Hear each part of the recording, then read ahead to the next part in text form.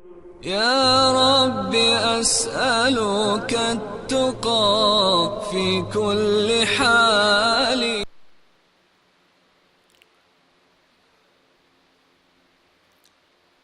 إن الحمد لله نحمده ونستعينه ونستغفره ونعوذ بالله من شرور أنفسنا ومن سيئات أعمالنا.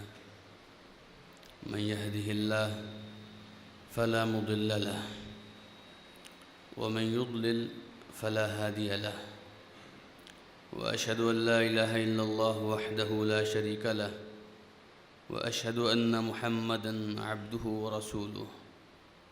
يا أيها الذين آمنوا اتقوا الله حق تقاته ولا تموتن إلا وأنتم مسلمون.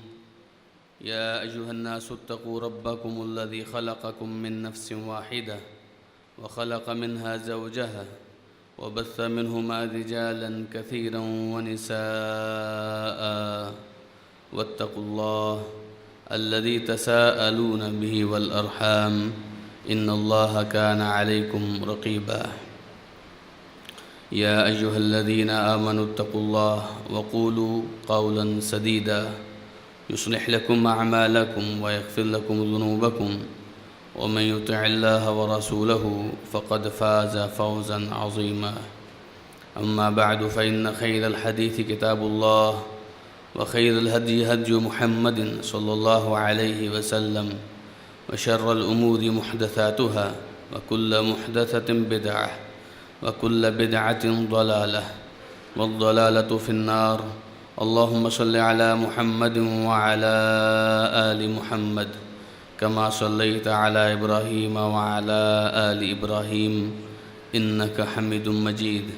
اللهم بارك على محمد وعلى آل محمد كما باركت على إبراهيم وعلى آل إبراهيم إنك حميد مجيد. رب اشرح لي صدري ويسر لي أمري واحلل عقدة من لساني يفقه قولي.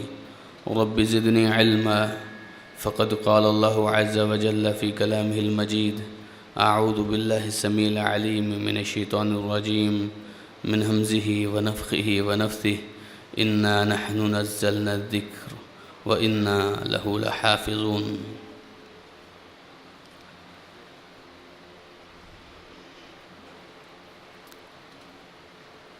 سب سے پہلے میں اللہ سبحانہ و تعالیٰ کا شکر گزار ہوں کہ مالک کی توفیق سے آپ حضرات کے سامنے محو گفتگو ہوں. پھر اس کے بعد اس نہایت مفید پروگرام کی انتظامیہ کا شکر گزار ہوں، جنہوں نے کبار و جید علماء کی فہرست میں مجھ طالب علم کا نام بھی شامل کیا، اور مجھے اس بات کا احساس دلایا کہ علم وہ کچھ علاقوں کی حدود کا پابند نہیں ہے. علم کے طلبگار اللہ کی زمین میں بے شمار مقامات پر موجود ہوتے ہیں. فجر کے بعد، رمضان المبارک کی فجر کے بعد آپ حضرات کا یوں جمع ہونا میرے لیے نہایت باعث مسرت ہے. اللہ تعالیٰ آپ کا آنا اور سننا اور جس قدر ممکن ہو اس پر عمل کرنا اپنی بارگاہ میں قبول فرمائے. میرے عزیز بھائیوں، جو موضوع مجھے دیا گیا ہے آپ نے سنا ہی ہوگا. حدیث رسول صلی اللہ علیہ وسلم میں محدثین کرام کی خدمات. یاد رکھیں، ہر وہ قول، ہر وہ فعل، ہر وہ اقرار اور ہر وہ صفت جو چاہے جسمانی صفت ہے یا چاہے اخلاقی صفت ہے، جس کی نسبت میرے اور آپ کے پیارے آقا جناب محمد رسول اللہ صلی اللہ علیہ وسلم کی طرف ہو جائے، وہ حدیث کہلاتی ہے.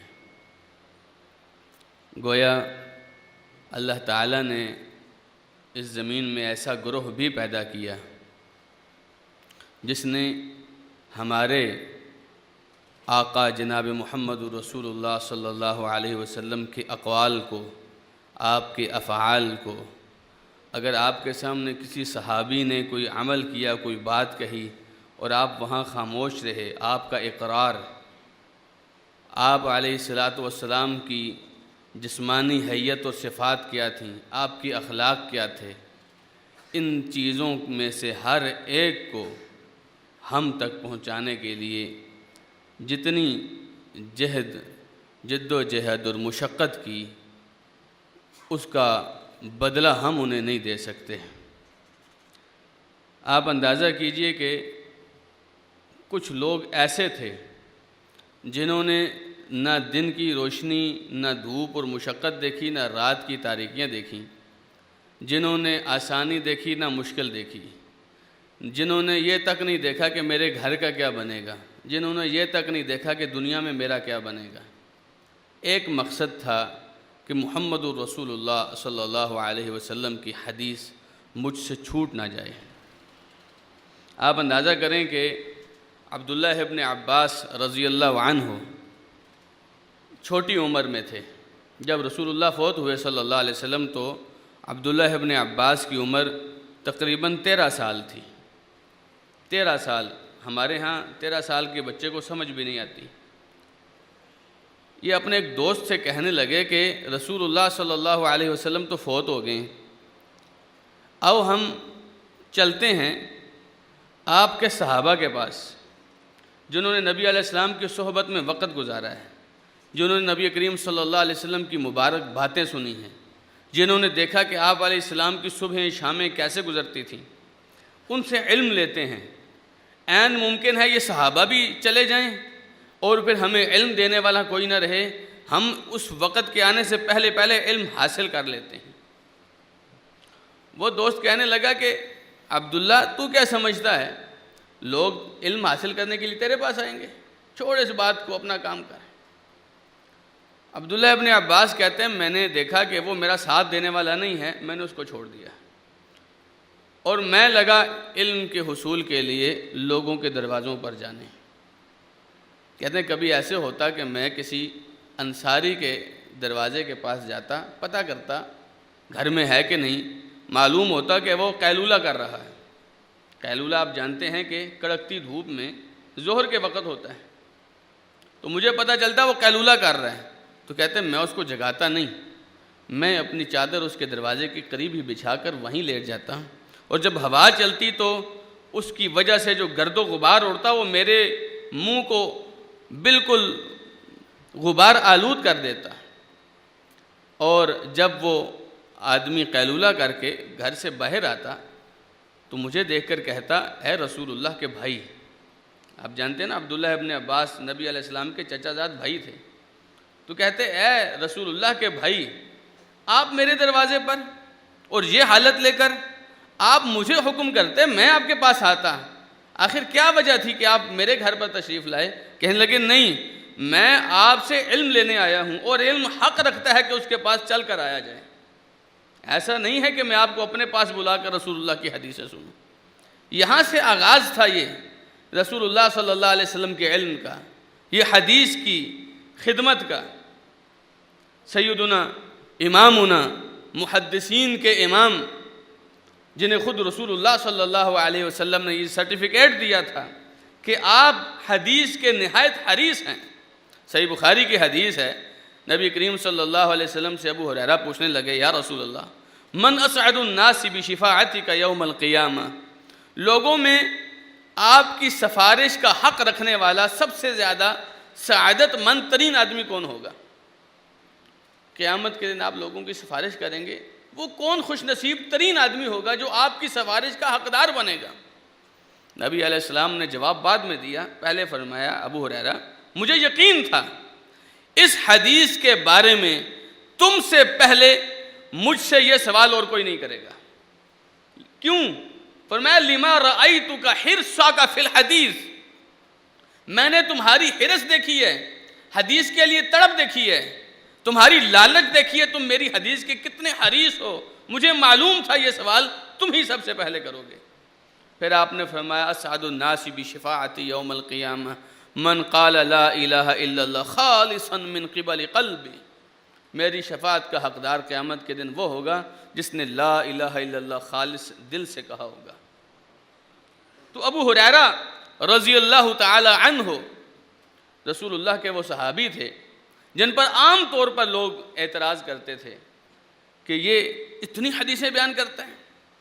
آخری 3-4 سال انہوں نے رسول اللہ کی صحبت میں گزارے، 3-4 سال۔ سب سے زیادہ رسول اللہ کی احادیث کو روایت کرنے والے یہ ابو ہریرہ تھے۔ کہتے ہیں لوگ مجھ سے کہتے ہیں ابو ہریرہ اتنی حدیثیں بیان کرتے ہیں۔ پھر انہوں نے وجہ بتائی، کہتے ہیں میرے جو انصاری بھائی تھے ان کے مدینہ میں باغات تھے، کھیتی باڑی کرتے تھے، وہ باغوں کو ٹائم دیتے تھے، وقت دیتے تھے۔ میرے جو مہاجر بھائی تھے وہ اپنی تجارت کو وقت دیتے تھے، بازار جاتے تھے، وہاں جا کر سودا بیچتے تھے، بزنس کرتے تھے۔ لیکن میں مسکین سا آدمی تھا، میرا کوئی گھر بار نہیں تھا، میں صرف اس بنیاد پر کہ میرے پیٹ میں کچھ پڑتا رہے میں رسول اللہ کے ساتھ چمٹا رہتا تھا۔ آپ کہاں جا رہے ہیں، کب جا رہے ہیں، کیسے جا رہے ہیں، ہر لحظہ رسول اللہ صلی اللہ علیہ وسلم کا ساتھ رہتا تھا۔ کیوں؟ کہتے تھے اس لیے تاکہ ایسا نہ ہو آپ علیہ الصلوۃ والسلام کوئی بات ارشاد فرمائیں اور ابو ہریرہ اس بات کو سننے کے وقت موجود نہ ہو۔ بات سمجھ آ رہی ہے؟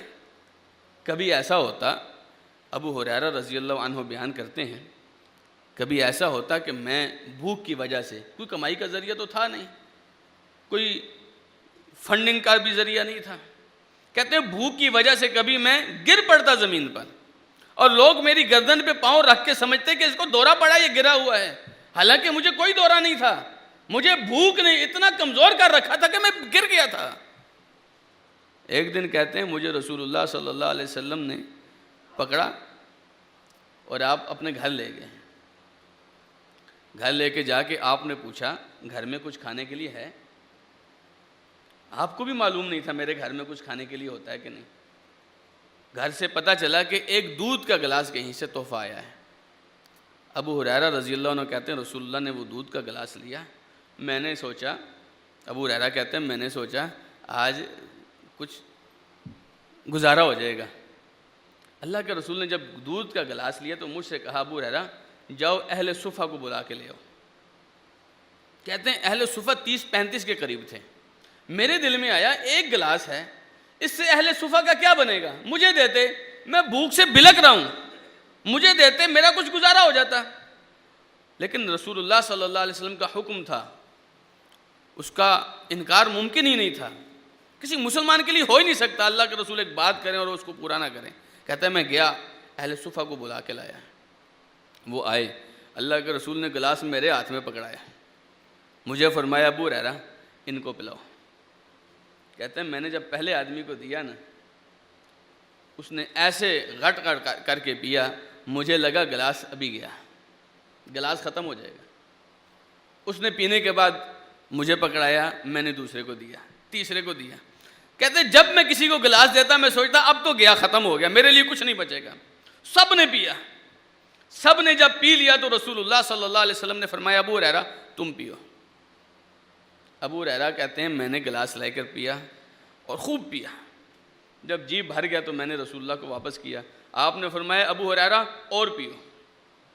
کہتے ہیں میں نے اور پیا، پھر واپس کیا گلاس، آپ نے فرمایا ابو ہریرہ اور پیو۔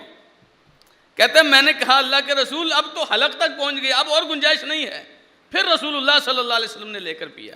یہ ایک طالب علم کا حلیہ بتا رہا ہوں میں کہ ایک طالب علم جب حدیث کی حرص میں، لالچ میں نکلا تھا، اس نے کس طرح اپنی زندگی کو گزارا تھا۔ نبی کریم صلی اللہ علیہ وسلم کے صحابہ کے بعد جو محدثین کا طبقہ تھا، ان کی زندگیاں بھی اسی طرز کی گزری تھی۔ آج ہم بڑے بڑے نام سنتے ہیں نا، امام بخاری، امام مسلم، امام مالک، امام شافعی، یہ کوئی بادشاہوں کی اولادیں نہیں تھیں۔ شاید آپ کو اور مجھے ان بادشاہوں کے نام نہ پتہ ہوں، لیکن ان فقیروں کے نام پتہ ہیں۔ جانتے ہیں کس لیے؟ اس لیے کہ انہوں نے اپنی زندگیاں اللہ کے دین کے لیے، رسول اللہ کی حدیث کے لیے کھپائی ہیں۔ اللہ تعالیٰ اپنے رسول کے ان خادموں کو اس طرح ضائع تو نہیں کرتا۔ سبحان اللہ. ہارون الرشید کا نام آپ لوگوں نے سنا ہوگا. ہارون الرشید کا ایک دادا تھا، مہدی خلیفہ تھا. لوگوں نے اس سے پوچھا خلیفہ آپ کو سب نعمتیں مل گئی ہیں، بہت بڑی سلطنت تھی اسلام کی. کسی نے پوچھا کہ اتنی نعمتوں کے بعد کوئی ایسی خواہش ہے جو ابھی تک پوری نہ ہوئی ہو؟ کوئی ایسی خواہش؟ اس نے کہا ہاں ایک خواہش ہے. لوگوں نے پوچھا وہ کون سی خواہش ہے جو آپ کی ابھی تک پوری نہیں ہوئی؟ کہنے لگا خواہش یہ ہے کہ میں مسند تدریس پر بیٹھا ہوں اور میرے ارد گرد حدیث لکھنے کے طالب علم بیٹھے ہوں اور میں ان کو حدیث لکھا رہا ہوں اور ایک آدمی مجھے روک کر کہے کہ آپ نے ابھی کیا لکھوایا استاد جی، ذرا دوبارہ لکھوائیے.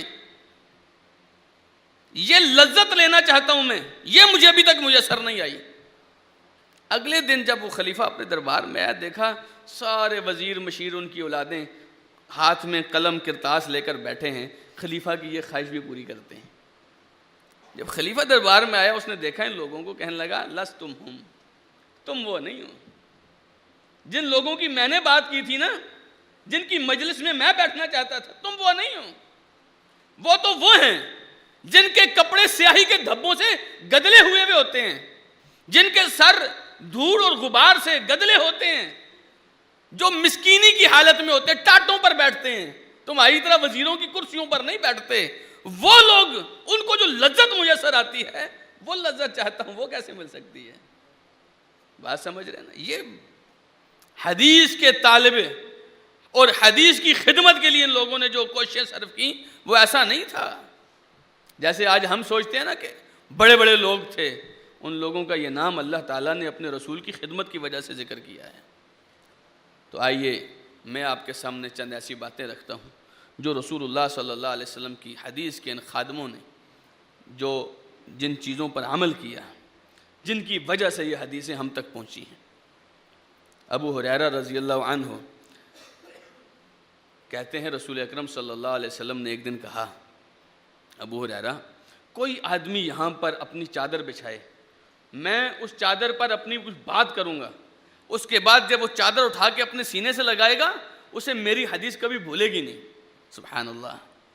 ان لوگوں کو رسول اللہ کی دعاؤں کی ضرورت تھی. کہتے ہیں میں نے فوراً چادر بچھائی. اللہ کے رسول صلی اللہ علیہ وسلم جب اپنی بات کر کے فارغ ہوئے، میں نے وہ چادر اٹھا کے اپنے ساتھ لگا لی. اس کے بعد کہتے ہیں میں کبھی اللہ کے رسول کی حدیث نہیں بھولا، کبھی نہیں بھولا. اور ان محدثین کو رسول اللہ نے دعا دی ہے.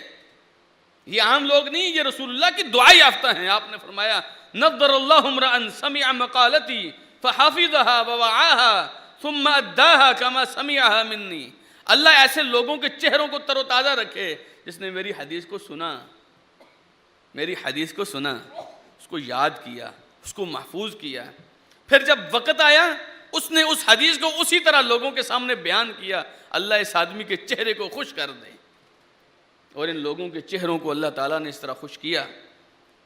ہمارے شیخ عبداللہ ناصر الرحمانی حفظہ اللہ وہ کہتے ہیں کہ میں جب شیخ محمد گوندلوی رحمہ اللہ سے علم حاصل کرتا تھا، میں دیکھتا تھا روز بروز ان کے چہرے پر اللہ تعالیٰ نور کا اضافہ کر دیتا تھا، روز بروز.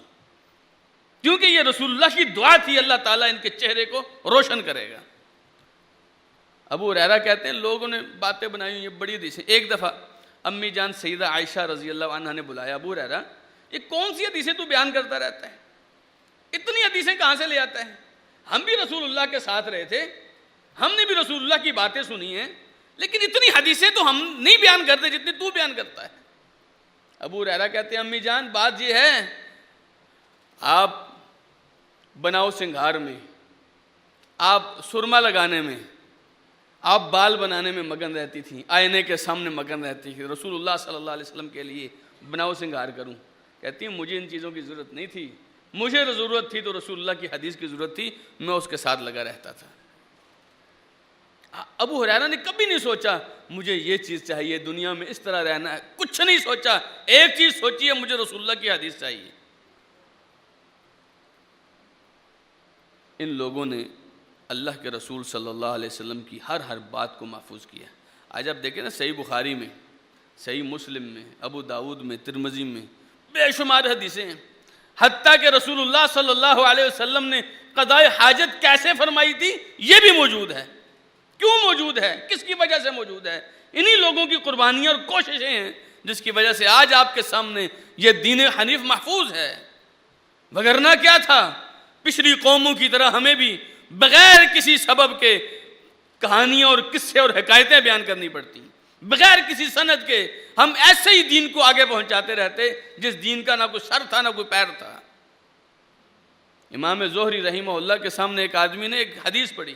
کہنے لگا قال رسول اللہ صلی اللہ علیہ وسلم, رسول اللہ نے فرمایا. امام زہری رحمہ اللہ فوراً گرم ہو گئے, غصے میں آ گئے. کہنے لگے اللہ کے بندے, تو ایسی حدیثیں بیان کر رہا ہے جس کا نہ سر ہے نہ پیر ہے, تو نے سند کیوں نہیں بیان کی؟ تو بتاتا نا کہ تجھے حدیث کس نے بتائی ہے, اس کو حدیث کس نے بتائی ہے, اس کو حدیث کس نے بتائی ہے. ایسے ہی رسول اللہ کی طرف بات منسوخ کر رہا ہے. ایک آدمی نے, عبداللہ ابن عباس بشیر ابن کعب آدمی تھا, اس نے عبداللہ ابن عباس کے سامنے کچھ حدیثیں رکھی. عبداللہ ابن عباس نے کہا وہ فلاں فلاں حدیث دوبارہ پڑھ. اس نے دوبارہ پڑھی. کہنے لگے نہیں فلاں فلاں بھی دوبارہ پڑھ. اس نے دوبارہ پڑھی. پھر کہنے لگا عبداللہ ابن عباس مجھے نہیں پتا آپ نے کون سی حدیثیں میری قبول کی ہیں کون سی چھوڑ دی ہیں. عبداللہ ابن عباس کہنے لگے یار بات سن. بات یہ ہے آج سے پہلے رسول اللہ صلی اللہ علیہ وسلم کا نام لے کر کوئی بات کرتا ہمارے کان کھڑے ہو جاتے ہیں, ہماری آنکھیں اس کی طرف متوجہ ہو جاتی کہ رسول اللہ کی بات ہو رہی ہے.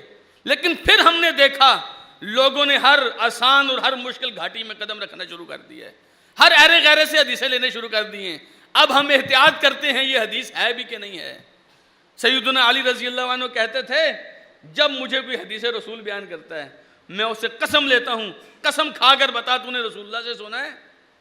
اگر وہ قسم کھاتا تو میں اس کی حدیث قبول کرتا, قسم نہ کھاتا میں اس کی حدیث قبول نہیں کرتا تھا. عین ممکن ہے یہ آدمی اللہ کے رسول کے بارے میں کچھ غلطی کر جائے, عین ممکن ہے یہ اللہ کے رسول کے بارے میں ایسی بات کہہ دے جو آپ نے نہیں کہی تھی. یہی وجہ ہے کہ عبداللہ ابن زبیر رضی اللہ عنہ اپنے والد سے پوچھتے ہیں, زبیر ابن عوام سے. زبیر ابن عوام حواری رسول کہلاتے ہیں. کہتے ہیں میں نے پوچھا اپنے والد صاحب سے ابا جان لوگ اتنی حدیثیں بیان کرتے ہیں رسول اللہ کی, آپ بھی کوئی حدیث بیان کیا کریں. آپ نے کبھی ایسی حدیثیں نہیں بیان کی, لوگوں کو نہیں بتایا رسول اللہ صلی اللہ علیہ وسلم یہ کیا کرتے تھے, یہ فرمایا کرتے تھے, ایسے ہوتے تھے, کچھ نہیں بتایا. کہنے لگے بیٹے مجھے جانتے ہو میں نے اللہ کے رسول کا کبھی ساتھ نہیں چھوڑا تھا. ایسا نہیں تھا کہ رسول اللہ صلی اللہ علیہ وسلم سے دور رہتا تھا, میں ساتھ رہتا تھا. لیکن میں نے اللہ کے رسول سے ایک بات سنی تھی, آپ نے فرمایا من کذب علی متعمدا فلیتبوأ مقعدہ من النار, جس نے میرے بارے میں جان بوجھ کر ایک بھی جھوٹ بولا اپنا ٹھکانہ جہنم کے اندر بنا لے. یہ حدیث مجھے روکتی ہے, میں کسی قسم کی حدیث نہیں بیان کرتا. اگر وہ چپ رہتے تھے تب بھی اس وجہ سے کہ رسول اللہ نے فرمایا تھا. ابو ذر غفاری رضی اللہ عنہ ایک دن کچھ حدیثیں بیان کر رہے تھے. ایک آدمی, حکومت کا ایک آدمی ان کی نگرانی میں کھڑا تھا. کہنے لگے تو مجھے ڈرانا چاہتا ہے کہ میں رسول اللہ کی حدیثیں نہ بیان کروں. صحیح بخاری میں امام بخاری نے تعلیقاً ذکر کیا ہے. کہتا ہے تو مجھے ڈرانا چاہتا ہے, اللہ کی قسم اگر تم تلوار لا کے یہاں رکھ دو, اپنی گدی پہ ہاتھ رکھ کے فرمایا, اگر تم تلوار لا کر یہاں رکھ دو اور مجھے اس بات کا پتہ ہو کہ میں ایک کلمہ جو رسول اللہ سے سنا ہے وہ آگے بیان کر سکوں گا, میں وہ کلمہ بیان کروں گا, تمہاری تلوار سے نہیں ڈروں گا. اس طریقے سے لوگوں نے اللہ کے رسول صلی اللہ علیہ وسلم کی حدیث کی خدمت کی ہے. مروان ابن حکم ایسا حکمران تھا جس نے سنت میں کئی تبدیلیاں کی تھی, کئی تبدیلیاں. ان تبدیلیوں میں سے ایک یہ تھی کہ رسول اللہ صلی اللہ علیہ وسلم کھڑے ہو کر خطبہ دیتے تھے, مروان ابن الحکم بیٹھ کر خطبہ دیتا تھا. ایک دن بیٹھنے لگا تو ابو سعید خدری رضی اللہ عنہ نے اس کو پکڑ لیا, کہا رسول اللہ کھڑے ہو کر خطبہ دیتے تھے, تم بیٹھ کے دیتے ہو.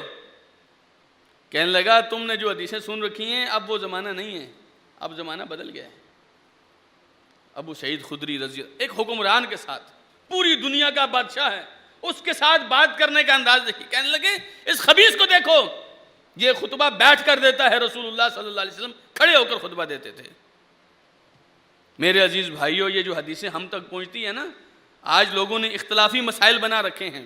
اس سے پہلے یہ تو دیکھیے جن لوگوں نے حدیثیں پہنچائی ہیں انہوں نے کتنے پاپڑ بیلے ہیں, انہوں نے کتنی قربانیاں دی ہیں, کتنی مشقتیں برداشت کی ہیں اس رسول اللہ صلی اللہ علیہ وسلم کی حدیث کے لیے. امام عامر ابن شرحبیل الشعبی رحمہ اللہ، صحیح بخاری کا واقعہ ہے، ایک دن ایک آدمی کو حدیث بیان کی، اس نے حدیث پوچھی غلام مرد اور غلام عورت کے بارے میں، انہوں نے بتائی، رسول اللہ صلی اللہ علیہ وسلم نے فرمایا جس نے کسی لونڈی کو اچھی پرورش کی، اس کی تربیت کی، اس کو آزاد کر کے اس کے ساتھ شادی کی، اس کو دوہرا اجر ملے گا، اور جس غلام نے اپنے مالک کا بھی حق ادا کیا، اپنے رب کا بھی حق ادا کیا، دونوں کا حق ادا کیا، اس کو بھی دوہرا اجر ملے گا۔ جب یہ حدیث بیان کر چکے نا، کہنے لگے خودھا بغیر شیء، بغیر کسی معاوضے کے یہ حدیث لے جاؤ، تم سے کچھ نہیں لیا میں نے، مفت میں حدیث بیان کی۔ کہنے لگے ہمارے زمانے میں اس سے چھوٹی حدیث کے لیے آدمی کوفے سے مدینے کا سفر کرتا اور اتنی حدیث لے کر واپس آ جاتا، اس سے چھوٹی حدیث کے لیے اتنا لمبا سفر طے کرنا پڑتا تھا، لیکن آج ہم بغیر معاوضے کے تمہیں دیتے ہیں۔ نبی کریم صلی اللہ علیہ وسلم کی حدیث کا معاوضہ نہیں لیا جاتا، لیکن اس کے لیے جو مشقتیں ہوتی ہیں۔ آپ کے صحابی تھے جابر ابن عبداللہ الانصاری، بڑے قریبی صحابی تھے، ان کو معلوم ہوا عبداللہ ابن انیس شام میں رہتے ہیں، اور وہاں عبداللہ ابن انیس کو ایک حدیث پتا ہے جو یہاں کسی کو نہیں پتا۔ انہوں نے مدینے سے رخت سفر باندھا، شام گئے، عبداللہ ابن انیس سے وہ حدیث سنی، اور جہاں سنی کھڑے پاؤں واپس آگے، کہنے لگے جس مقصد کے لیے آیا تھا وہ مقصد پورا ہو گیا، اب یہاں رہنے کی اور کوئی وجہ نہیں ہے، واپس چلے گئے۔ ایک حدیث کے لیے، کبھی تصور کیا آپ نے؟ ایک حدیث کے لیے آدمی مدینے سے شام تک گیا اور شام سے واپس مدینے آیا، ایک حدیث رسول اللہ صلی اللہ علیہ وسلم۔ اور امام بخاری رحمہ اللہ، جن کی صحیح بخاری ہم بڑے شوق سے پڑھتے ہیں، کبھی سوچا ہے انہوں نے کتنی مشقتیں برداشت کی تھیں؟ کہتے ہیں میں دمشق گیا، میں مصر گیا، میں جزیرہ گیا، میں یہ تو معلوم ہی نہیں محدثین کے ساتھ کتنی دفعہ کوفہ اور بغداد گیا، کتنی دفعہ میں نے مکے اور مدینے کا سفر کیا، کس کے لیے؟ حدیث رسول صلی اللہ علیہ وسلم کے لیے۔ اور وہ بڑے عالی ہمت لوگ تھے۔ امام یحییٰ ابن معین کہتے ہیں میں ایک دن امام احمد ابن حنبل کے ساتھ، یہ عام طور پہ دونوں اکٹھے سفر کیا کرتے تھے، کہتے ہیں میں امام احمد ابن حنبل کے ساتھ اس نیت سے گیا بغداد سے کہ ہم جا کر حج کرتے ہیں، اور حج کے بعد ہم یمن جا کر امام عبد الرزاق سے حدیث سنیں گے۔ ہم نیت کر کے آئے اور حج کیا، حج کے دوران پتہ چلا امام عبد الرزاق خود حج کرنے کے لیے آئے ہوئے ہیں۔ یحییٰ ابن معین کہتے ہیں میں نے احمد ابن حنبل سے کہا، میں نے کہا عبد الرزاق ادھر ہی آئے ہوئے ہیں، یمن کا سفر بچ جائے گا، ادھر ہی عبد الرزاق کو پکڑتے ہیں اور حدیثیں سنتے ہیں۔ امام احمد کہنے لگے نہیں، میں نے نیت کی تھی کہ یمن جا کر عبد الرزاق سے حدیث سنوں گا، وہ اگرچہ یہاں آئے ہیں ہم ان کے گھر جا کر ان سے حدیثیں سنیں گے، یہاں ان کو پکڑ کر حدیثیں نہیں سنیں گے۔ جانتے ہیں کتنا لمبا سفر ہے یمن، مکے سے یمن کا؟ کس لیے کیا؟ رسول اللہ صلی اللہ علیہ وسلم کی حدیث کے تقدس میں فرق نہ آ جائے۔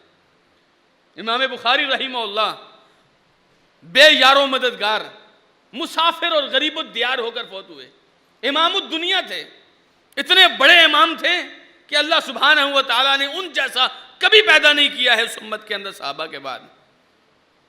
امیر المؤمنین فی الحدیث امام محمد بن اسماعیل البخاری، جب وہ بخارا میں گئے، بخارا کا والی کہنے لگا ہمارے گھر آ کر میرے بچوں کو پڑھاؤ، کہنے لگے ایسا نہیں ہو سکتا، یہ رسول اللہ کی حدیث ہے، یہ بڑی احترام والی چیز ہے، یہ بادشاہوں کی چوکھٹ پہ نہیں جایا کرتی، اپنے بچوں کو پڑھوانا ہے تو میرے پاس بھیجو۔ کہنے لگا اچھا آپ کے پاس بھیجتا ہوں، لیکن میری اولاد کے لیے مجلس الگ ہونی چاہیے، عوام میں نہیں بیٹھیں گی، میرے بچے عوام کے ساتھ نہیں بیٹھیں گے، الگ مجلس ہونی چاہیے۔ کہنے لگے الگ مجلس کس لیے؟ رسول اللہ کی حدیث ہے، جو چاہے آ کر سنیں، کسی کے لیے پابندی نہیں، لیکن کسی کے لیے الگ مجلس قائم نہیں ہوگی۔ اس نے اپنے علاقے، امام بخاری کا اپنا علاقہ تھا بخارا، وہاں سے نکالا، غریب الدیار ہو کر۔ کبھی کبھی کہتے تھے مجھے امام احمد کا یہ قول یاد آتا ہے، جب بغداد چھوڑ کے یہ فارس کی طرف آ رہے تھے نا، اپنے علاقے کی طرف، امام احمد نے کہا تھا تترک الناس والعلم، تو لوگوں کو اور علم کو چھوڑ کے جا رہا ہے، ایسے لوگوں کے پاس جا رہا ہے جن کے پاس علم کی قدر نہیں ہے۔ اور امام بخاری رحمہ اللہ ایک غیر معروف بستی میں جا کر فوت ہو گئے، غیر معروف بستی میں۔ امام محمد ابن اسماعیل البخاری جانتے ہیں، کہتے تھے مجھے 6 لاکھ حدیثیں یاد ہیں، 6 لاکھ حدیثیں یاد ہیں، 2 لاکھ صحیح حدیثیں یاد ہیں۔ ان 2 لاکھ میں سے چن کر انہوں نے 5,500 حدیثیں اپنی صحیح بخاری میں لکھی ہیں، اور ایسی کتاب لکھی ہے کہ آج تک اس کی نظیر اور کہیں نہیں ملتی، آج تک صحیح بخاری کا مقابلہ کہیں نہیں۔ لوگوں نے بڑا زور لگایا، آج بھی ٹکے ٹکے کا آدمی کھڑا ہو کے کہتا ہے صحیح بخاری میں یہ غلطی ہے، صحیح بخاری میں یہ مسئلہ ہے، حالانکہ اس کو کیا معلوم صحیح بخاری کیسی عمدہ ترین کتاب ہے۔ آج تک امت نے اس جیسی کتاب حدیث رسول کی کوئی نہیں دیکھی جس کو یہ لقب حاصل ہے اصح الکتب بعد کتاب اللہ صحیح الامام البخاری۔ اللہ کی کتاب قرآن مجید کے بعد اگر اس دنیا میں کوئی صحیح ترین کتاب ہے تو امام بخاری کی صحیح کتاب ہے۔ امام بخاری نے ایک اور کتاب لکھی صحیح بخاری کے اندر، یہ علماء نے الگ سے اہتمام کیا، اس کا اسناد کا اہتمام کیا، لوگوں کے نام لکھے، مجھے کس نے حدیث بتائی، اس کو کس نے حدیث بتائی، اس کو کس نے حدیث بتائی۔ لوگوں کے اس طرح احادیث کے چھان پھٹک کا طریقہ انہوں نے اختیار کیا۔ امام محمد ابن اسماعیل ہیں، کہتے ہیں میں نے ایک بزرگ سے بغداد میں حدیث سنی۔ حدیث کیا تھی؟ قرآن کی 114 صورتوں کی فضیلت تھی، فلاں صورت کی یہ فضیلت ہے، فلاں کی یہ ہے، فلاں کی یہ ہے۔ یہ امام ابن جوزی نے اپنی کتاب الموضوعات میں یہ واقعہ لکھا ہے۔ کہتے ہیں میں نے جب یہ حدیث سنی، میں نے ان بزرگ سے کہا آپ نے حدیث کہاں سے سنی؟ کہنے لگا جی میں نے یہ حدیث مصر میں فلاں بزرگ سے سنی ہے، وہ زندہ ہے ابھی تک۔ کہنے لگے میں نے بغداد سے مصر کا سفر کیا، مصر پہنچا، اس بزرگ سے ملاقات ہوئی، میں نے کہا آپ نے یہ حدیث کہاں سے سنی؟ اس نے کہا میں نے واسط میں، عراق میں علاقہ ہے، وہاں پر ایک شیخ سے یہ حدیث سنی، وہاں سے یہ واسط آئے۔ ہاں جی آپ نے یہ حدیث بیان کی کہاں سے سنی؟ انہوں نے کہا میں فلاں جگہ سے ایک آدمی سے یہ حدیث سنی ہے، وہ ابھی تک زندہ ہے۔ کہنے لگے میں اس کے پاس چلا گیا، اس کے پاس گیا، میں نے کہا یہ حدیث آپ نے بیان کی کہاں سے سنی؟ بات سمجھ رہے ہیں؟ آج لوگ فیس بک پر ٹویٹر پر ایسے ہی جھوٹی حدیثیں منسوب کر کے رسول اللہ کی طرف بیان کرتے ہیں۔ اس آدمی نے ایسا ہی کیا، وہاں گئے، وہاں جا کر پوچھا آپ نے یہ حدیث کہاں سے سنی؟ کہنے لگے جی میں نے اندر ایک شیخ ہے ان سے سنی، ہاتھ پکڑا شیخ کے پاس لے گئے۔ کہتے ہیں میں نے دیکھا صوفیوں کی مجلس لگی ہوئی ہے، شیخ بیٹھے ہیں، اس آدمی نے کہا ان شیخ سے حدیث سنی ہے۔ محمد ابن اسماعیل کہتا ہے میں ان کے پاس چلا گیا، میں نے کہا آپ نے حدیث بیان کی کہاں سے سنی؟ کہنے لگا میں نے کوئی کہیں سے نہیں حدیث سنی، میں نے خود بنائی ہے، میں نے سنی کسی سے نہیں ہے، میں نے یہ حدیث خود بنائی ہے۔ خود کیوں بنائی ہے؟ کہنے لگا میں نے دیکھا لوگ قرآن سے دور ہوتے جا رہے ہیں، تو میں نے سوچا ایسی من گھڑت حدیثیں لوگوں کے اندر ڈال دیتے ہیں کہ لوگ قرآن کی طرف واپس آ جائیں، میں نے اپنے پاس سے حدیث بنا کے لوگوں میں پھیلا دی۔ اندازہ کیجیے جھوٹی حدیث اتنے لوگوں میں گردش کر رہی ہے۔ یہ خالص اہل الحدیث کا، محدثین کا منہج تھا کہ اللہ کے رسول کے چہرے پر ایسے بدنما داغ ہٹاتے ہیں، ایسی گندگی نہیں لگنے دیتے۔ امام عبداللہ ابن مبارک سے کسی نے پوچھا نا یہ لوگ ضعیف حدیثیں، من گھڑت حدیثیں بیان کرتے ہیں، ان کا کیا بنے گا؟ کہنے لگے یعیش لہ الجہابذہ، ان احادیث کے لیے اللہ تعالیٰ محدثین میں ایسی مقدس روحیں پیدا کرے گا جو ان غلط احادیث کو رسول اللہ کی صحیح حدیث سے الگ کریں گی۔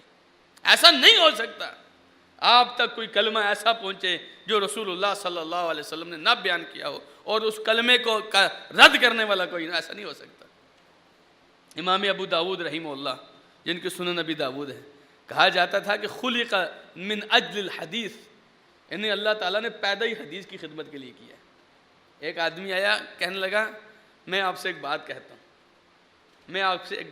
ہوں، اس بات کو میرے عزیز بھائیوں غور سے سنیے گا، اور آپ کے علاقوں میں جو مشائخ الحدیث بیٹھے ہوتے ہیں نا، یہ بلوغ المرام پڑھانے والے، یہ ترمذی اور ابو داؤد اور نسائی اور مشکات پڑھانے والے، یہ بخاری اور مسلم پڑھانے والے، ان کا احترام کیجئے۔ وہ آدمی آ کر کہنے لگا ایک بات ہے میری مانیں گے؟ کہنے لگے اگر ماننے والی ہوئی تو مانیں گے۔ کہنے لگا نہیں ماننے والی ہے۔ کہنے لگے اگر میں کر سکا تو ضرور پورا کروں گا، بتاؤ کیا بات ہے؟ کہنے لگا آپ کر سکیں گے، بس مجھ سے وعدہ کریں کہ ضرور پورا کریں گے۔ کہنے لگے اچھا کر سکوں گا تو مانوں گا، بتاؤ کیا بات ہے؟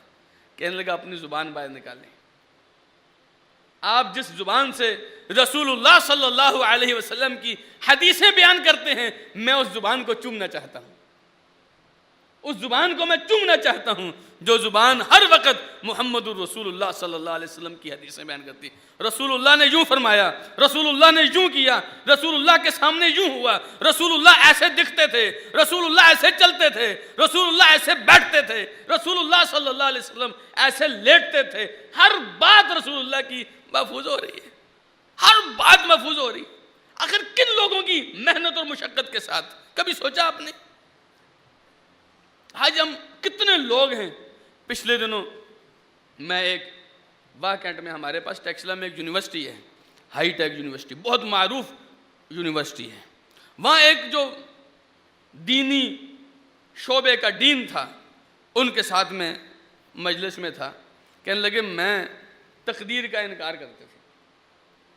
کہتے تقدیر کوئی چیز نہیں، لوگوں نے ایسے ہی بنایا ہوا. کہنے لگے میں جانتا ہوں کہ کتنی حدیثیں ہیں بنو امیہ کے بادشاہوں نے محدثین سے بنوا کے پھیلا دی ہیں. سبحان اللہ، پتہ ہی نہیں. کوئی لوگ اٹھتے ہیں کہتے ہیں جی حدیث تو عجم کی سازش سے وجود میں آئی ہے، وگرنہ پہلے تو حدیث ہوتی نہیں تھی. خام خواہ ایسے اعتراضات کرنا. کبھی سوچے تو صحیح انہوں نے حدیث حاصل کیسے کی تھی؟ سوچا کبھی آپ نے؟ امام ابو حاتم رحمہ اللہ بہت بڑے محدث تھے، امام بخاری کے زمانے کے تھے. کہتے ہیں اپنے بیٹے کو بتاتے ہیں، کہتے ہیں ایک سفر میں ہمارے جہاز کو نقصان ہو گیا، ہم ایک ساحل پر آ گرے. کہتے ہیں میں تھا، میرا ساتھی تھا، اور ایک ہمارا شیخ تھا. ہم تینوں چلتے چلتے چلتے چلتے بہت دور تک چلے، کوئی آدمی نہیں تھا، نہ کھانے کو کچھ ہے نہ پینے کو کچھ ہے. کہتے ہیں آخر کار چلتے چلتے میرا جو شیخ تھا وہ بھوک اور پیاس کی وجہ سے نڈھال ہو کر گر گیا. ہم نے ان کو ادھر ہی چھوڑا، آگے چلے. آگے جا کر کہتے ہیں میں بھی نڈھال ہو کر بے ہوش ہو کے گر گیا. میرے ساتھی نے مجھے بھی ادھر ہی چھوڑا، آگے گیا. آگے جا کر اس کو کہیں سے کوئی کشتی نظر آئی، لوگ نظر آئے، لوگوں نے لوگوں سے کھانا لیا، پینے کے لیے لیا. اس آدمی نے کہا کہ میرے 2 اور ساتھی بھی ہیں، راستے میں پڑے ہیں، ان کو بھی لے کے آیا، وہاں لے کے آیا. کہتے ہیں شیخ کے پاس، ابو حاتم کے پاس لوگ آئے، ان کو پانی پلایا، ان کو کھانے کے لیے کچھ دیا. پیچھے اور شیخ کے پاس گئے، ان کو کھانے پینے کے لیے کچھ دیا، ان کو ہوش آیا. بڑی مشقت کے بعد کہتے ہیں ہم تینوں کتنے دنوں کے بعد اپنی حالت دوبارہ بہتر کر سکے. اور صرف اتنا نہیں ہے میرے عزیز بھائیو، یاد رکھیں. اور ہم ان لوگوں سے بھی میری درخواست ہے جو اپنے آپ کو ان محدثین کی طرف منسوب کرتے ہیں. یہ نسبت عام نسبت نہیں ہے. اس نسبت کے بارے میں شاعر نے کہا تھا، من کان من اہل الحدیث فإنہ ذو نظرۃ فی وجہہ نور سطع ان النبی دعا بنظرۃ وجہ من ادى الحدیث کما تحمل واستمع. جو ان لوگوں میں شامل ہوتا ہے جو حدیث کے خادم ہوتے ہیں، ان کے چہروں پر اللہ سبحانہ و تعالیٰ نور اور روشنی قائم کرتا ہے. کیونکہ رسول اللہ نے دعا کی تھی کہ اللہ ان لوگوں کے چہروں کو ہمیشہ روشن رکھے جو تیری حدیث کی خدمت کرتے ہیں. یہ عام نسبت نہیں ہے. اہل الحدیث ہم آل النبی ان لم یصحبوا نفسہ انفاسہ صاحبوا. جو اہل الحدیث ہوتے ہیں، جو حدیث ہر لحظہ کہتے ہیں اس عمل کی کیا دلیل ہے، رسول اللہ کی حدیث ہے. اس عمل کی کیا دلیل ہے، رسول اللہ کی حدیث ہے. اس عمل کی کیا دلیل ہے، رسول اللہ کی حدیث ہے. کہتے ہیں کہ رسول اللہ صلی اللہ علیہ وسلم کے اصل صحابہ یہی ہیں. اگرچہ رسول اللہ کی ذات کے ساتھ نہیں رہے تھے، لیکن رسول اللہ کی ہر سانس کے ساتھ جو بات تھی اس کے ساتھ چمٹے ہوئے ہیں. یہ عام نسبت نہیں ہے. اگر آپ ان محدثین کے طرز عمل کو دیکھیے، عین حدیث کے مطابق. بلکہ امام شافعی رحمہ اللہ فرمایا کرتے تھے، اذا رأیت رجلا من اصحاب الحدیث فکأنی رأیت رسول اللہ صلی اللہ علیہ وسلم حیا. میں جب اصحاب الحدیث میں سے کسی آدمی کو دیکھتا ہوں مجھے یوں لگتا ہے جیسے رسول اللہ صلی اللہ علیہ وسلم کو اپنے سامنے دیکھ لیا ہے. کیونکہ ان کا اٹھنا بیٹھنا، چال چلن، کھانا پینا، اوڑھنا بچھونا، سب کچھ رسول اللہ کے مطابق ہوتا تھا. کوئی دیکھتا نہ کہتا تھا اللہ کے رسول اسی طرح کیا کرتے تھے. اس طرح کی بنی ہے. صحیح مسلم کی حدیث ہے، امام سیدہ ام حبیبہ رضی اللہ عنہا کہتی ہیں میں نے رسول اللہ صلی اللہ علیہ وسلم سے سنا. یہ حدیث کی روح کو جانی ہے. ہم تک حدیثیں ایسے نہیں پہنچی، روح کو جانی ہے. کہتی میں نے رسول اللہ صلی اللہ علیہ وسلم کو سنا، آپ نے فرمایا من صلی اثنتی عشرۃ رکعۃ فی یوم ولیلہ بنی لہ بہن بیت فی الجنہ. جو آدمی دن میں 12 رکعات سنتیں پڑھے گا اس کے لیے اللہ تعالیٰ ان رکعات کے بدلے جنت میں گھر بنائے گا۔ یہ حدیث ہم میں سے بیشتر لوگوں نے سنی ہوگی۔ اس حدیث کے بعد ام حبیبہ کہتی ہیں ما ترکتہن منذ سمعتہن من رسول اللہ صلی اللہ علیہ وسلم۔ یہ عملی طور پر حدیث کو حفظ کیا، کہنے لگے کہ جس دن سے میں نے رسول اللہ سے یہ حدیث سنی ہے اس دن کے بعد میں نے یہ 12 رکعات زندگی میں کبھی نہیں چھوڑی ہیں، زندگی میں کبھی نہیں چھوڑی ہیں۔ آج تو چھوٹی چھوٹی باتیں لے کے ہم کہتے ہیں نا سنت ہی ہے نا جی، کیا ہو گیا، اور سنت ہے کیا رہا چھوڑ بھی دیا تو سبحان اللہ۔ عبداللہ ابن عمر کے پاس ایک آدمی آیا، کہنے لگا جی وطر کے بارے میں بتائیں، سنت ہے؟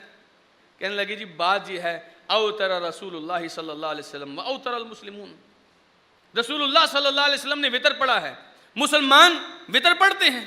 کہنے لگا نہیں میرا سوال یہ ہے کہ سنت ہے، واجب تو نہیں نا جی، یہی بات کہا کہ ہم چھوڑ دیتے ہیں نا سنت کو، سنت ہی ہے نا جی، کیا ہو گیا سنت ہے تو۔ اس نے بھی یہی کہا سنت ہے۔ یہ نہیں معلوم ہمیں ہوتا سنت آخر ہے کس کی۔ وہ جس نے اپنے پاؤں کو تھکایا، اپنے آپ کو تھکایا، اپنے دانتوں کو شہید کرایا، اپنے کنبے قبیلے کو چھوڑا اس امت کے لیے، اور یہ امت اتنی بات کہہ کے چھوڑ دیتی ہے سنت ہے نا جی، کیا ہو گیا۔ عبداللہ ابن عمر رضی اللہ عنہ اس کو کہنے لگے ما الا تعقل اوتر رسول اللہ صلی اللہ علیہ وسلم، سمجھ نہیں آتی بات آپ کو؟ بار بار یہ سوال کیا معنی رکھتا ہے کہ سنت ہے جی؟ رسول اللہ صلی اللہ علیہ وسلم نے وطر پڑھا ہے، مسلمان وطر پڑھتے ہیں، یہ کیسے ہو سکتا ہے کہ ایک آدمی کو پتہ چلے رسول اللہ وطر پڑھا کرتے تھے اور یہ بغیر عذر کے چھوڑ دے، یہ کیسے ہو سکتا ہے؟ ام حبیبہ کہتی ہیں جس دن سے میں نے یہ حدیث سنی ہے میں نے یہ 12 رکعات نہیں چھوڑی۔ ام حبیبہ سے یہ حدیث انبسہ ابن ابی سفیان نے سنی۔ انبسہ ابن ابی سفیان اپنی موت کے قریب تھے، یہ حدیث بیان کر کے خوش ہو رہے تھے، کہتے ہیں میں نے ام حبیبہ سے سنا ہے رسول اللہ نے فرمایا کہ جس آدمی نے 12 رکعات پڑھی اس کو اللہ تعالیٰ اس کے لیے جنت میں گھر بناتا ہے۔ کہتے ہیں جس دن سے یہ حدیث میں نے ام حبیبہ سے سنی ہے میں نے یہ 12 رکعات نہیں چھوڑی ہیں۔ انبسہ سے یہ حدیث عمرو ابن سالم نے سنی۔ عمرو ابن سالم کہتے ہیں جس دن سے یہ حدیث میں نے سنی ہے میں نے ان 12 رکعات کو نہیں چھوڑا ہے۔ عمرو ابن سالم سے یہ حدیث نعمان نے سنی۔ نعمان کہتے ہیں جس دن سے میں نے یہ حدیث سنی ہے میں نے یہ 12 رکعات نہیں چھوڑی ہیں۔ سبحان اللہ، یہ مطلب محدثین کا یہ طرز ہے، صرف یہ نہیں کہ زبانی حدیثیں پھیلایا انہوں نے، ان حدیث پر عمل کیا۔ خود امام بخاری رحمہ اللہ کیا فرماتے ہیں؟ کہتے ہیں مغتبت احدا منذ علمت ان الغیبت حرام، جس دن سے مجھے یہ پتہ چلا ہے نا کہ غیبت حرام ہے میں نے کبھی کسی کی غیبت نہیں کی ہے۔ جس دن سے یہ پتہ چلا ہے غیبت حرام ہے، کہتے ہیں کبھی کسی مسلمان کی غیبت نہیں کی ہے۔ یہ طرز عمل ہے محدثین کا۔ ابو حاتم رازی جن کے سفر کے بارے میں نے آپ کو بتایا، کہتے ہیں ایک دن بحری سفر کے دوران میرے اوپر غسل واجب ہو گیا۔ دلچسپ بات ہے یہ، کہتے ہیں غسل واجب ہو گیا، اب اوپر کشتی میں پانی نہیں تھا، غسل کرنے کے لیے کیا تھا؟ سمندر میں چھلانگ لگانی تھی، تیرنا تو مجھے آتا نہیں تھا۔ تو ساتھیوں نے کیا کیا، مجھے رسیوں کے ساتھ باندھا اور نیچے لٹکا دیا، یہ سمندر میں جا کر غسل کر کے آئے۔ کہنے لگے جب میں سمندر کی سطح کے پاس پہنچا نا میں نے اپنے ساتھیوں کو کہا ٹھہر جاؤ، رسول اللہ صلی اللہ علیہ وسلم غسل سے پہلے وضو نماز کی طرح کیا کرتے تھے، اسی طرح الٹے لٹکے ہوئے تھے، اور نماز کی طرح کا پہلے وضو کیا، پھر ساتھیوں کو اشارہ کیا رسی کو نیچے کرو، اب سمندر میں غوطہ لگا کے واپس نکلے۔ کبھی سوچا آپ نے اس وقت اتنی چھوٹی سی سنت پر عمل کرنے کی کیا ضرورت تھی؟ لیکن نہیں میرے عزیز بھائیو، وہ لوگ ہماری طرح کے ایسے نہیں تھے کہ حدیث کو سنا اور سنا دی اور بس، انہوں نے رسول اللہ صلی اللہ علیہ وسلم کی حدیث کو جہاں یاد کیا، حفظ کیا، وہاں اپنے عمل کے ساتھ اس کو محفوظ کیا ہے۔ ایسا نہیں ہے کہ چند حدیثیں ہم نے پڑھا لی، مدرسوں میں آگے مدرسوں میں کتابیں ختم کر لی اور گزارا چل گیا، مولوی صاحب نے حدیث سنا دی اور چلے جی ہم نے آج حدیث سنی ہے۔ نہیں، اس حدیث پر اپنی زندگی کی بقا ہوتی تھی، اس حدیث پر رسول اللہ صلی اللہ علیہ وسلم کی حدیث پر ان کی زندگی کا دار و مدار تھا، ان کی روح تھی یہ زندگی، یہ حدیث۔ امام ابن قیم انہی لوگوں کے بارے میں کہتے ہیں نا کہ حدیث کے طالب علم اور محدثین وہ ہوتے ہیں جن کے خون کے اندر، جن کے گوشت کے اندر رسول اللہ کی حدیث رچ بس جاتی ہے۔ اسی لیے جب نبی کریم صلی اللہ علیہ وسلم نے یہ حدیث بیان فرمائی، آپ نے فرمایا لا تزال طائفۃ من امتی ظاہرین علی الحق لا یضرهم من خذلهم ولا من خالفهم حتی یأتی امر اللہ وهم علی ذلک۔ صحیح بخاری میں بھی حدیث ہے، دیگر کتابوں میں بھی حدیث ہے، میری امت کا ایک گروہ ہمیشہ حق پر قائم رہے گا۔ کوئی آدمی ان کو چھوڑ کر الگ ہو جائے، کوئی آدمی ان کی مخالفت پر اتر جائے، ان کو نقصان نہیں پہنچا سکے گا، یہاں تک کہ قیامت آ جائے گی اسی منہج پر وہ قائم رہیں گے کہ حق ان کے ساتھ ہوگا۔ امام احمد رحمہ اللہ فرماتے ہیں ان لم یکونوا اہل الحدیث فلا ادری من ہم، اگر یہ گروہ جس کے بارے میں رسول اللہ نے فرمایا ہمیشہ حق پر قائم رہے گا، اللہ ان کی مدد کرتا رہے گا، اگر یہ اہل الحدیث کا گروہ نہیں ہے، محدثین کا گروہ نہیں ہے، پھر مجھے نہیں پتا یہ اور کون سے لوگ ہیں۔ جب امام حاکم نے یہ امام احمد کا قول ذکر کیا نا، پھر فرمانے لگے آخر ایسا کیوں نہ ہو، ان لوگوں نے ساری دنیا کو چھوڑا ایک رسول اللہ کی حدیث کے لیے، دنیا کی آسائشوں کو چھوڑا رسول اللہ کی حدیث کے لیے، اپنے کپڑوں کو اس سیاہی سے گدلا کیا جس سیاہی سے رسول اللہ کی حدیث لکھتے تھے، اپنے آپ کو ذلیل کیا، ساری دنیا کے چکر کاٹے اس لیے رسول اللہ صلی اللہ علیہ وسلم کی حدیث لکھتے تھے، آخر اللہ ان کی مدد کیوں نہ کرے۔ میرے عزیز بھائیوں، 2-3 آخر میں باتیں، نصیحتیں، جب بھی کبھی بھی میں اور آپ رسول اللہ صلی اللہ علیہ وسلم کی حدیث کے بارے میں کوئی ایسا نظریہ قائم کریں کہ میں نہیں مانتا، ایک لمحے کے لیے سوچئے یہ حدیث ہم تک پہنچانے والوں کی محنت کیا ہے، ایک لمحے کے لیے سوچئے، پھر یہ سوچئے کہ جس حدیث کو میں مان نہیں رہا یہ حدیث ہے کس کی ہے جی، یہ حدیث ہے کس کی ہے؟ اس رسول کی حدیث ہے صلی اللہ علیہ وسلم جس نے آپ اور میرے لیے ہی تو جنگ بدر میں، احد میں، خندق میں لڑائیاں لڑی تھیں، لوگوں سے ٹکر لی تھی، میری امت تک حق پہنچتا رہے۔ یہ حدیث رسول اللہ صلی اللہ علیہ وسلم کی حدیث ہے، اور ایک مرتبہ سوچ لیجئے گا، یہ وہی اسی کی حدیث ہے جس کے بارے میں اللہ سبحانہ و تعالیٰ نے فرمایا وَمَن يُطِعِ الرَّسُولَ فَقَدْ أَطَاعَ اللَّهَ، جس نے رسول کی اطاعت کی اس نے اللہ کی اطاعت کی۔ لوگوں کی باتوں میں مت آئیے، لوگ آج کل کے دور میں خاص طور پر فتنہ پرور لوگ ہیں، آپ کو اس قرآن سے دور کرنا چاہتے ہیں جو قرآن اللہ نے آپ کے رسول پر نازل کیا، جس کے بارے میں فرمایا لا ریب فیہ، اس میں کوئی شک نہیں ہے۔ لوگ آپ کو رسول اللہ کی حدیث سے دور کرنا چاہتے ہیں، وہ چاہتے ہیں آپ حدیث رسول کو چھوڑ دیں۔ فرمایا اللہ سبحانہ و تعالیٰ نے جب ان سے کہا جائے نا آؤ اللہ کی طرف اور جو اللہ کے رسول ہیں ان کی طرف آؤ، فرمایا رأیت المنافقین یصدون عنک صدودا، منافقوں کو آپ دیکھیں گے آپ سے روک رہے ہوں گے کہ محمد رسول اللہ کے پاس نہیں جانا۔ سبحان اللہ۔ تو آئیے اس حدیث کی خدمت میں جس قدر ممکن ہو سکے ہم اپنی کمزور سی کوششیں بھی پیش کریں۔ عین ممکن ہے کل رسول اللہ صلی اللہ علیہ وسلم کے ہاتھوں سے جب جام کوثر پی رہے ہوں، اللہ کے رسول ہماری خدمات کو دیکھ کر ہم سے خوش ہو جائیں، ہم سے راضی ہو جائیں، اللہ تعالیٰ اپنے رسول کی اس خدمت پر ہم سے خوش ہو جائے۔ اللہ سبحانہ و تعالیٰ مجھے اور آپ کو سمجھنے کی اور عمل کرنے کی توفیق عطا فرمائے۔ جزاکم اللہ خیرا وآخر دعوانا ان الحمد للہ رب العالمین۔